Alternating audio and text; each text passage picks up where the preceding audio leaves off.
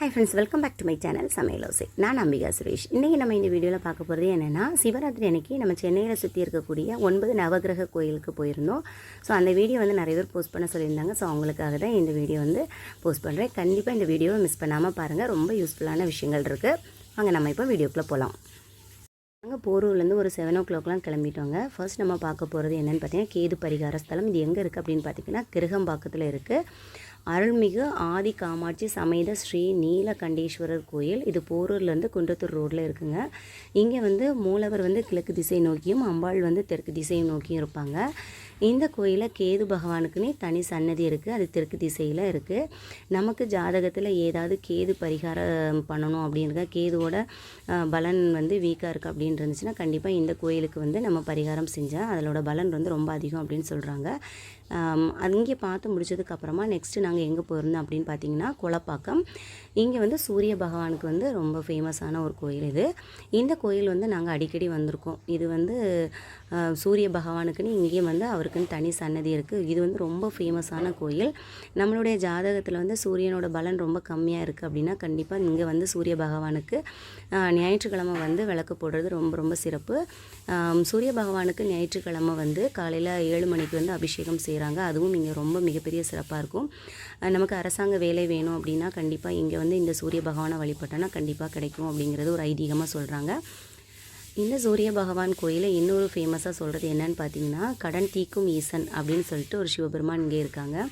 இங்கே வந்து நம்மளுடைய கடன் பிரச்சனைகள் தீரணும் அப்படின்னு தோன்றவங்க இங்கே வந்து அந்த சிவபெருமானுக்கு நம்ம வந்து விளக்கு போட்டோன்னா நம்மளுடைய கடன் வந்து சீக்கிரமாக தீரும் அப்படின்னு ஒரு ஐதீகம் இருக்குது. இதுதான் அந்த கடன் தீக்கும் ஈசன்.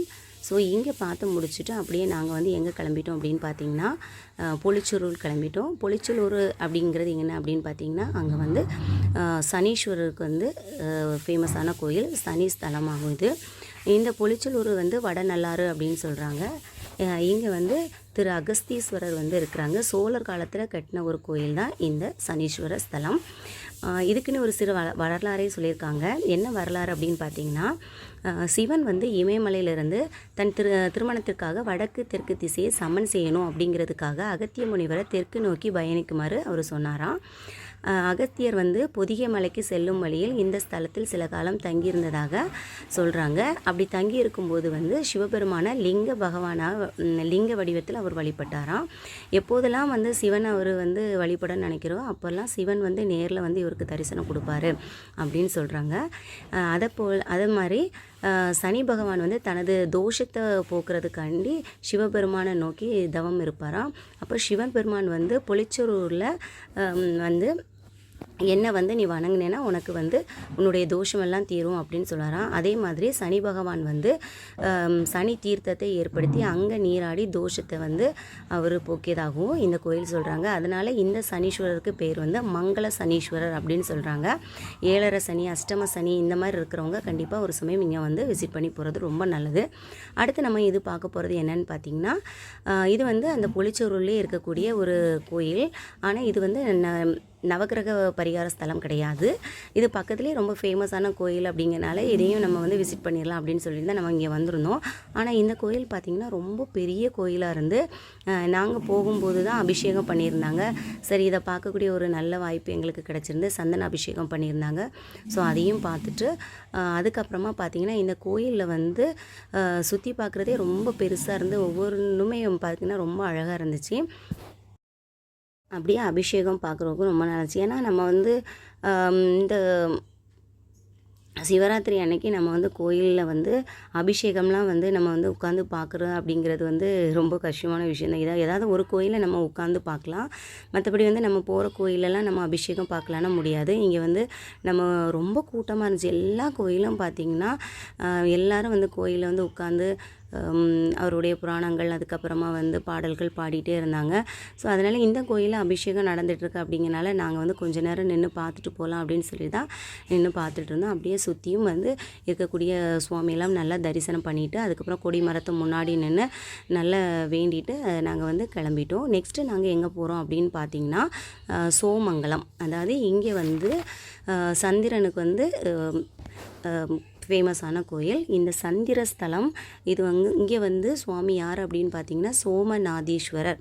இந்த கோயில் எப்போ கட்டின கோயில் அப்படின்னு பார்த்தீங்கன்னா கிபி 1073 3ஆம் ஆட்சி காலத்தில் கட்டப்பட்டது. இது யார் கட்டினா அப்படின்னு பார்த்தீங்கன்னா குலோத்துங்க சோழனால் கட்டப்பட்ட கோயில். இங்கே வந்து தாய் வந்து காமாட்சி அம்மாவும் மூலவர் வந்து சோமநாதேஸ்வரர் இருக்கிறாங்க.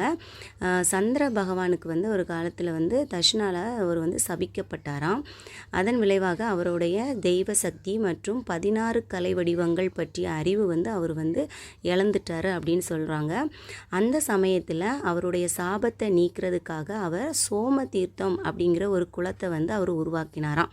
அந்த குளம் எங்கே இருக்குது அப்படின்னு பார்த்தீங்கன்னா இந்த கோயிலுக்கு பின்னாடியே இருக்குது. இதுதாங்க அந்த குளம். இந்த குளத்தில் தான் அவர் வந்து அவருடைய பாவத்தை அவருடைய தோஷத்தை நீக்கணும் அப்படிங்கிறதுக்காக இந்த குளத்தை வந்து அவர் உருவாக்கினாராம். இந்த சோம தீர்த்தத்தில் நீராடி இந்த கோயிலில் இருக்கக்கூடிய சிவபெருமான வழிபட்ட பிறகு தான் சந்திரன் வந்து தனது அழகையும் ஞானத்தையும் திரும்ப பெற்றார் அப்படின்னு சொல்கிறாங்க. அதனால் சந்திர தோஷம் இருக்கிறவங்க, தன்னுடைய ஜாதகத்தில் வந்து சந்திரனோட பாதிப்பு அதிகமாக இருக்கிறவங்க இந்த கோயிலுக்கு வந்து வழிபட்டோன்னா அவங்களுடைய தோஷங்கள் அத்தனையும் விலகும் அப்படின்னு சொல்கிறாங்க. இந்த கோயில் வாயிலில் 2 பக்கமும் நுழைவாயிலில் ஒரு பக்கம் வந்து சந்திரனும் இன்னொரு பக்கமும் சூரிய பகவானும் தனித்தனி கருவறையாக வச்சுருக்காங்க. இந்த தீர்த்தம் வந்து சந்திர பகவானால் உருவாக்கப்பட்ட சோம தீர்த்தம்.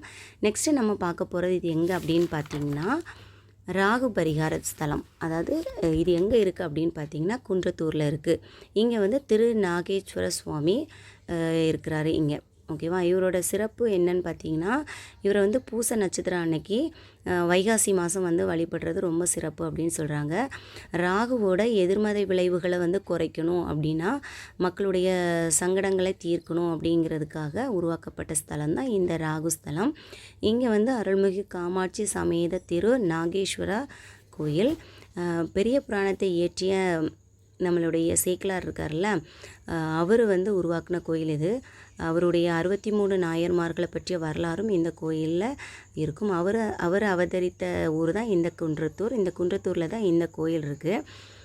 இந்த கோயில் வந்து ஒரு 1000 வருஷத்துக்கு முன்னாடியே பிரதிஷ்டை பெற்ற ஒரு கோயில். இந்த கோயிலில் வந்து திருநாகேஸ்வரர் வந்து மூலவரே ராகு பகவானாக இருக்கிறாரு. இங்கே வந்து ராகு பகவானுக்குன்னு தனி சந்நிதிலாம் கிடையாது. இங்கே இருக்கக்கூடிய மூலவரே வந்து ராகு பகவானாக இருக்கிறாரு. கல்யாண தடை இருக்கிறவங்க, குழந்தை தடை இருக்கிறவங்க இந்த கோயிலுக்கு வர்றது வந்து ரொம்ப ரொம்ப சிறப்பு அப்படின்றாங்க. இந்த கோயிலுக்கு வந்து 18 வாரம் வந்து தரிசனம் செய்யணும் அப்படிங்கன்னு சொல்கிறாங்க. அதாவது ராகு திசை நடக்க அப்படின்னா அவங்க வந்து 18 வாரம் வந்து 18வது வாரம் வந்து ஒரு வெள்ளியில் வந்து ஒரு நாகம் வாங்கிட்டு வந்து இந்த சிவபெருமானுக்கு மேலே வச்சு அந்த பாலால் வந்து அபிஷேகம் பண்ணுவாங்களாம். அபிஷேகம் பண்ணிவிட்டு அந்த கையில் வச்சுருக்கக்கூடிய அந்த வெள்ளி நாகத்தை வந்து நம்ம கையில் ஏந்தி இந்த கோயிலை வந்து 3 முறை சுற்றி வந்து இந்த 3 முறை நம்ம தலையை சுற்றி அந்த கோயிலில் இருக்கக்கூடிய உண்டியலில் நம்ம போட்டோன்னா ராகு தோஷம் நீங்கும் அப்படின்னு சொல்கிறாங்க. இது வந்து பரிகாரம் எப்போ செய்கிறாங்க அப்படின்னு பார்த்திங்கன்னா வெள்ளிக்கிழமை ராகு காலத்தில் 10:30 to 12, ஞாயிற்றுக்கிழமை 4:30 to 6 மணிக்கும் இந்த பரிகாரம் நடக்குது. இங்கே இதுக்கு முன்னாடி பார்த்திங்கன்னா இந்த குளம் வந்து ரொம்ப வந்து ஃபேமஸாக சொல்கிறாங்க. நெக்ஸ்ட் நம்ம இது பார்க்குறது எங்கன்னு பார்த்திங்கன்னா அந்த ராகு கோயிலுக்கு பக்கத்துலேயே வந்து ராஜரேஸ்வரர் அப்படின்னு சொல்லிட்டு ஒரு கோயில். இது வந்து ரொம்ப சின்ன கோயில் தான், ஆனால் ரொம்ப நல்லா இருந்துச்சு. இங்கே இருக்கக்கூடிய சிவலிங்கம் பார்க்குறதுக்கு ரொம்ப நல்லா இருந்துச்சு. ஆனால் இந்த கோயில் வந்து ரொம்ப நல்லா இருந்தனால இதையும் தரிசனம் பண்ணிவிட்டு நெக்ஸ்ட்டு நாங்கள் எங்கே கிளம்பியிருக்கோம் அப்படின்னு பார்த்தீங்கன்னா புதன் பகவான் கோயில். இது எங்கே இருக்குது அப்படின்னு பார்த்தீங்கன்னா இது வந்து கோவூரில் இருக்குது இந்த கோயில். இந்த கோயிலில் இப்போ தான் வந்து கும்பாபிஷேகம் நடத்தி முடித்தாங்க. இந்த கோயிலில் வந்து ஸ்ரீ சௌந்தராம்பிகை உடனுரை ஸ்ரீ சுந்தரேஸ்வரர் இருப்பாங்க. இவருக்கு இன்னொரு பேர் வந்து திருமேனீஸ்வரர் அப்படின்னு சொல்கிறாங்க. இந்த கோயில் வந்து சென்னையிலேருந்து போரூர்லேருந்து நம்ம வந்து குன்றத்தூர் ரோடு போனோன்னா இருக்குது. ஒரு 200 மீட்டர் டிஸ்டன்ஸில் தான் இருக்குது இந்த கோயில் போரூர்லேருந்து. இந்த கோயில் வந்து ரொம்ப ரொம்ப ஃபேமஸான கோயிலுங்க. நிறைய சினிமா இண்டஸ்ட்ரி இங்கே வராங்க. நிறைய திரைப்படங்களும் இந்த கோயிலில் எடுத்திருக்காங்க. புதன் பரிகார ஸ்தலம். அதாவது மேக்ஸிமம் சொல்ல போனால் அந்த மாப்பிள்ளை மூவி இருக்குது பாருங்கள், அது கோவை பிரதர், சிம்மராசி மூவி, அதுக்கப்புறம் கோலமாவு கோகிலா, காஞ்சனா 3, மிஸ்டர் லோக்கல், இந்த மாதிரி ரொம்ப ஃபேமஸான திரைப்படங்கள் வந்து இந்த கோயிலை வச்சு தான் எடுத்திருக்காங்க. இந்த கோயில் வந்து தெற்கு திசை நோக்கி இருக்குது. இது வந்து குலோத்துங்க சோழனால் கட்டப்பட்ட ஒரு கோயில். 7ஆம் நூற்றாண்டில் கட்டியிருக்காங்க. இந்த கோயிலுக்குன்னு ஒரு வரலாறு சொல்கிறாங்க. என்னன்னு பார்த்தீங்கன்னா, இந்த கோயிலை பற்றி எனக்கு தெரிஞ்ச ஒரு விஷயம் என்னென்னு பார்த்தீங்கன்னா, புராணத்தில் வந்து காமாட்சி தேவி இருக்காங்க. அதாவது மாங்காட்டில் வந்து காமாட்சி தேவி இருக்காங்களா, அவங்க வந்து சிவபெருமானை திருமணம் செய்யணும் அப்படின்னு சொல்லிட்டு என்ன பண்ணியிருக்காங்க, நெருப்பு மேலே நின்று தவம் செஞ்சுட்டு இருந்தாங்களாம். அப்போ வந்து சிவபெருமான் வந்து தவத்தில் இருந்தாராம். சிவபெருமான் வந்து தன்னை திருமணம் செய்யணும் அப்படிங்கிறனால இவங்க வந்து நெருப்பு மேலே இருந்து தவம் செஞ்சனால அந்த இடம் ஃபுல்லாகவே நெருப்பு மண்டலமாக மாறிடுச்சான். இதை பார்த்த தேவர்களும் முனிவர்களும் என்ன பண்ணியிருக்காங்க, சிவபெருமானை வந்து தவத்திலிருந்து அவரோட கண்ணை வந்து திறக்க வைக்கணும், அவரோட தியானத்திலிருந்து அவரை வந்து வெளியே கொண்டு வந்தால் தான் நமக்கு வந்து இந்த வெப்பமண்டலமாக இருக்கிறதெல்லாம் மாறும் அப்படின்னு அவங்க நினச்சாங்களாம். அப்படி இந்த தேவர்களும் முனிவர்களும் என்ன பண்ணியிருக்காங்க, விஷ்ணுவிட்ட போய் முறையிட்டிருக்காங்க. அதுக்கு விஷ்ணு பகவான் என்ன பண்ணியிருக்காங்க, நம்மளுடைய ஸ்ரீ மகாலட்சுமி இருக்காங்களா அந்த தாயார்கிட்ட போய் இந்த உலகத்தை வந்து நீ தான் காக்கணும் அப்படின்னு சொல்லியிருப்பாங்களாம். அதாவது சிவபெருமானோட கண்களை வந்து நீ திறக்கணும் அப்படின்னு சொல்லியிருப்பாங்களாம். அவர் வந்து தியானத்தில் இருக்கார்ல, அவரை வந்து கோவப்படாமல் அவருடைய கண்களை நீ திறக்கணும் அப்படின்னு சொல்லியிருப்பாங்களாம். அதுக்கு மகாலட்சுமி என்ன பண்ணியிருப்பாங்க அப்படின்னு பார்த்தீங்கன்னா, பசுவோட ரூபத்தில் வந்து மகாலட்சுமி வந்து சிவபெருமானை வணங்கி அவருடைய கண்களை வந்து திறக்கும்படி செஞ்சுருக்காங்க.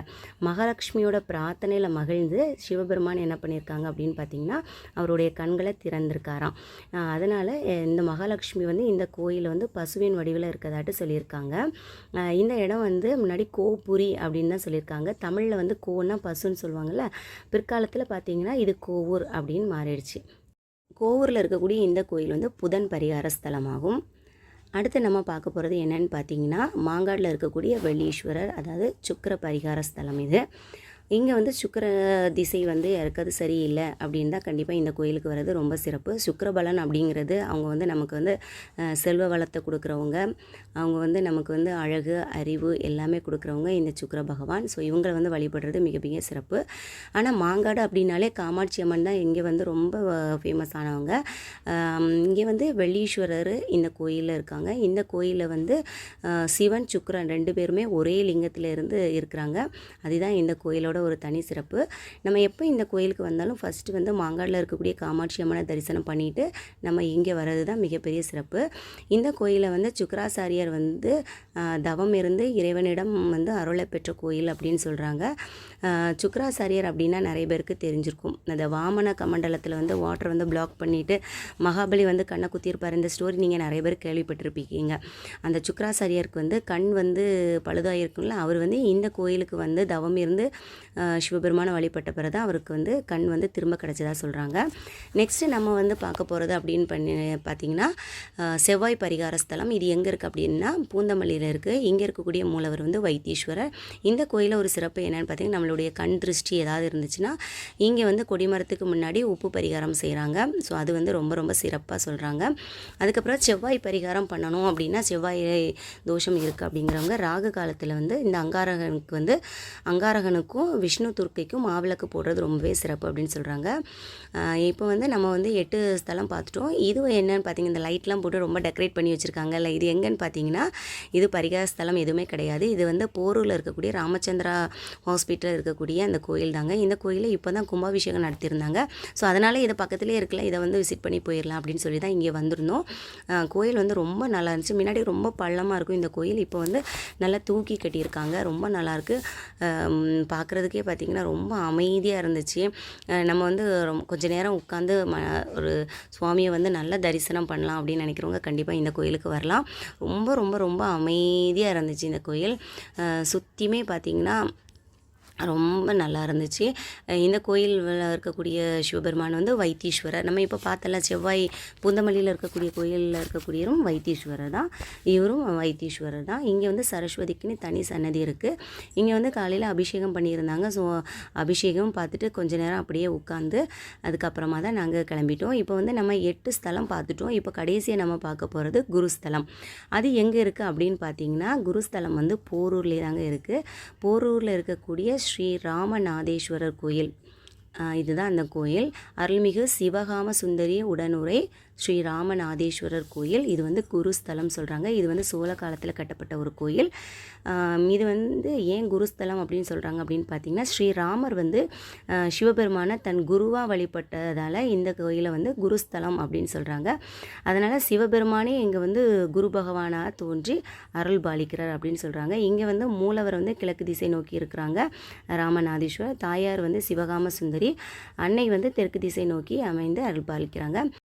நம்ம இப்போ 9 ஸ்தலமும் நம்ம பார்த்தாச்சு.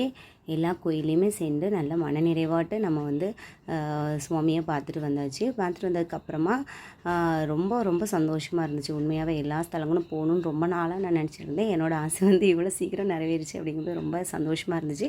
எனக்கு தெரிஞ்ச விஷயங்களை உங்கள் கூட நான் ஷேர் பண்ணியிருக்கேன். கண்டிப்பாக உங்களுக்கு இந்த வீடியோ பிடிச்சிருக்குன்னு நினைக்கிறேன். இந்த வீடியோ பிடிச்சிருந்தால் நம்ம சேனல் லைக் பண்ணி சப்ஸ்கிரைப் பண்ணி வச்சுக்கோங்க. அதுக்கப்புறமா நான் வந்து வீட்டுக்கு வந்துட்டு இங்கே பக்கத்துலேயே வந்து ஏழுபிடாரி அம்மன் கோயிலில் காலையில் பார்த்திங்கன்னா பூஜை பண்ணியிருந்தாங்க. ஸோ அதையும் பார்த்துட்டு அப்படியே வீட்டுக்கு வந்துட்டு அவ்வளோதாங்க. கண்டிப்பாக உங்களுக்கு இந்த வீடியோ பிடிச்சிருக்குன்னு நினைக்கிறேன். இந்த வீடியோ பிடிச்ச நம்ம சேனல் லைக் பண்ணி சப்ஸ்கிரைப் பண்ணி வச்சுக்கோங்க. தேங்க்ஸ் ஃபார் வாட்சிங்.